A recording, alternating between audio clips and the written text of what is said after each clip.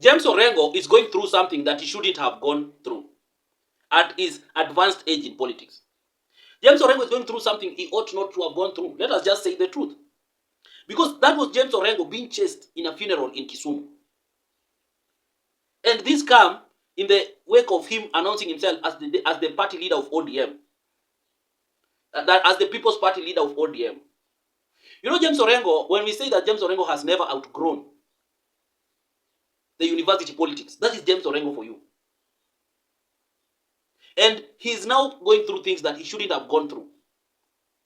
We want to discuss James Orengo and how he was chased in Kisumu and what does that communicate to the people of Linda Mwananchi and all these other outfits. So before I get into the details, I know there are some of you who are watching me for the first time. Kindly take a second to subscribe and to hit the notification bell so that anytime I post a video like this, you will always be the first to watch. So kindly do so, na kama kawaida, I will be back.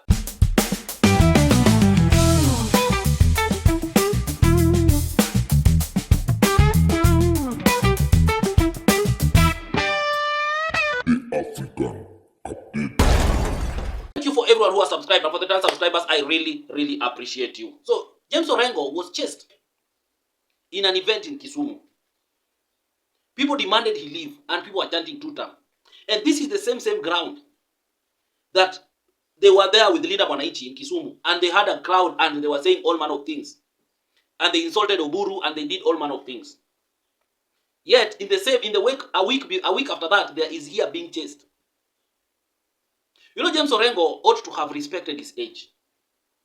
If James Orengo was somebody whose intention, and that's why I told you, the thing that James Orengo is facing, and the way the community is treating him, James Orengo should understand one thing, that the Luos have never respected him, and have never loved James Orengo.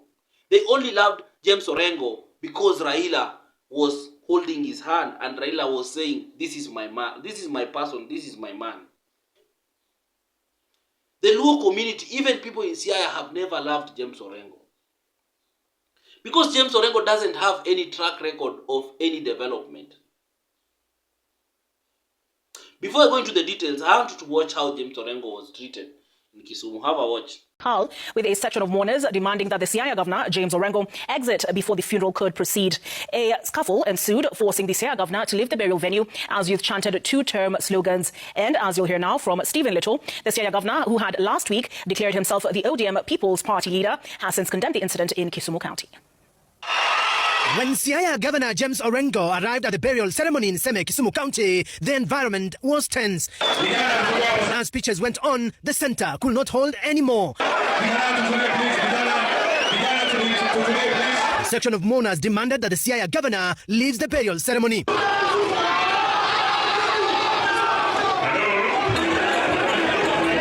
Youth descended on the front row that was occupied by MPs, governors, senators, as well as other senior government officials. The Siaya governor, who is the lead figure in the Linda Mwananchi faction, was forced to leave the venue. And after the clergy intervened, normalcy resumed. The Siaya governor, who had last week in Kisumu declared himself as the ODM acting party leader, later condemned. So that was James Orengo being chased in Kisumu. And I could see some people trying to defend him like Ruth Odinga. Ruth Odinga should not, if Ruth Odinga was somebody who was smart, and that's why I say, some of these politicians that Raila used to hold their hand are not smart at all. In such a place, you don't even speak such things. You keep quiet. Because you will be punished for it. Your opponents are watching you. At this time, there is nobody to hold your hand. You know, people like Ruth Odinga, Raila has been holding their hand. Ruth Odinga, there is nobody to hold your hand come 2027. So if you really want to retain your seat, there's a way you need to handle yourself. Whenever you see a situation, don't be quick to react. Don't be quick to take sides. Just when you rise to speak of the unity, speak of something, and then sit down. James Orengo is somebody, this kind of politics and these shenanigans, James Orengo has been doing it ever since he started politics. And for him, he thinks that that is how politics should be played. James Orengo has never understood that there is a time you need to now sit back and read the room. You see, this guy has not performed in Kisumu, in Siaya County at all. So instead of holding on to ODM so that he see if he can reclaim his seat, he's trying to go against ODM. The people in Siaya already are not pleased with James Orengo. They're just looking for an alternative. And then you as James Orengo, you are giving them that option of looking for an alternative. By going against Raila's party. By going against ODM. And I told you, and someone said a while back, that if there's a politician who has never matured politically, it's James Orengo. James Orengo still wants to do the politics of university. And he thinks that that is the way to go. Because at the age of which Orengo is, having gone through everything they have gone through with Raila in multipartyism and all these things, James Orengo could have been the one who is showing the community the way to go. He could have been one of the key advisors of Oburu Odinga. He could have formed the Council of Elders, a political council of elders that consists of Oburu Odinga, James Orengo, and some of the senior politicians from that region, Professor Nyang' Nyong'o, so that they can show direction to the people of Nyanza. So that they can show direction to the Luos.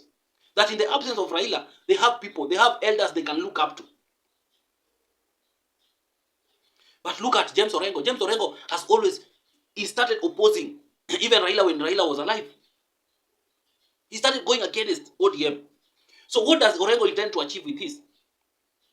Because it's very, very clear, no matter how much he tried, Raila's roots are so deep, are so embedded in Luo Nyanza, that James Orengo cannot break those roots. Because that is what he has always wanted. James Orengo has always wanted to sabotage Raila's influence in Nyanza. And he has failed over and over again, and he's not giving up.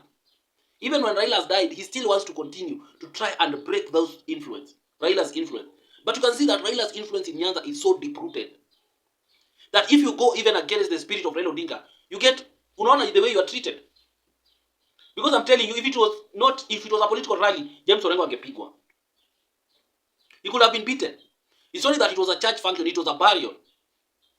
But he could have been beaten badly. So something is happening to our Luo leaders, especially these people. I saw Otiende Omolo making some very, very crazy statements. And if you want to finish yourself politically, you know, these people call themselves lawyers, educated, but sometimes they don't reason. They don't reduce themselves to akili ya mwananchi. You know, mwananchi mwenye ni wa kawaida, mwananchi wa chini, mwenye hajaenda shule, they don't reason like you people.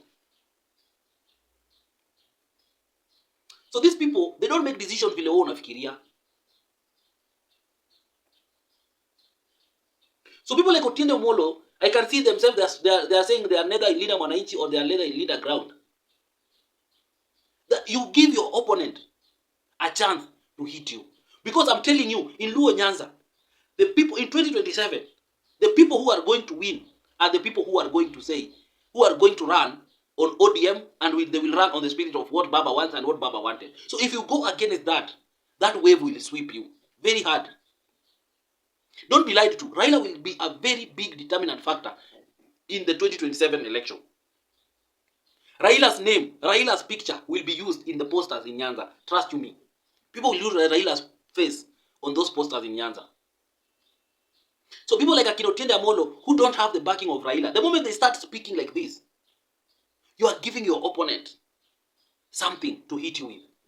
And once they look at it the way unasheki, they will go to ODM, they will be strong defenders of ODM, and they will start fighting you in ODM. They will make sure they fight you until you leave ODM. And the moment you leave ODM, you are doomed. Because that Linda Mwananchi you are speaking about, that you are neither here or there, that Linda, because you see, politicians sometimes, they pretend that wanasema wameenda shule, but they don't reason. They cannot understand that Linda Mwananchi is a wave. It's a wave that cannot last until 2027. So they think that this wave, since they were in Kisumu and they got some crowd, they think that that is the wave. And they feel like they should be realigning with the wave. Not forgetting that that wave is not there to last. It's just there for the moment. So by the time they start following a wave that is not there, by the time the wave dies, they are looking back. Their places in the party has already been taken over. The seats are already gone. The vacancies they have already been replaced. How do you fight back? And this is what is happening to people will happen to people like Anajem or Orengo. That is what will happen to people like Akina Nani, Akina Otiende Omolo, Akina Ruth Odinga, and all those. Politics is about timing. The timing that James Orengo has used to come out openly to start and demystify Oburu Odinga, demystify the party ODM, and disparage everyone, the timing was wrong. The timing was wrong. If I was James Orengo, I could have waited. Even if not speaking, I could have just gone silent and just waited for ODM to disintegrate. And let ODM disintegrate completely. Once ODM has disintegrated completely, then that is when I could have started to rise and speak about unity, and speak about what Raila wanted, and speak about what the community should, where the community should go, the things community should have looked at, the thing once ODM has disintegrated and broken. But you start breaking ODM immediately Raila's death, people feel like you have a personal vendetta with Raila Odinga. They will end up siding with the side that is for Raila Odinga. So these politicians, as much as they call themselves lawyers, they call themselves doctors, they are not smart. If James Orengo wanted to be the kingpin of the Luos, it could have been very easy for him. The strategy was simple. Raila has died, be silent. Be silent. You just do your work. Do your work. Be seen to be attending ODM functions. You are not speaking. Even if you are told to speak, you rise, you speak on the good things of maybe, oh, Raila this, we'll miss him, we need, and then you sit down and let ODM have internal conflict. Paka imalizike kwa ground. Ikiisha, people start looking for alternatives, nini. People wanatapatapa, wanashangaa, waende wapi. That is when you start rising.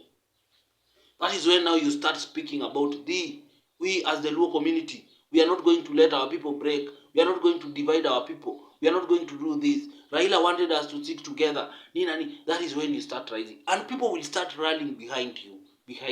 And they will start now forgetting about these other things. They start forgetting about ODM and everything. That is how if you ever wanted to sabotage Raila's support in Nyanza, that is how you do it. You don't do it the way James Orengo is doing, and that's why he will not succeed. He will not. Anyway, it is what it is. Tell me what you think in the comment section, but above it all, remain respectful. See you next time.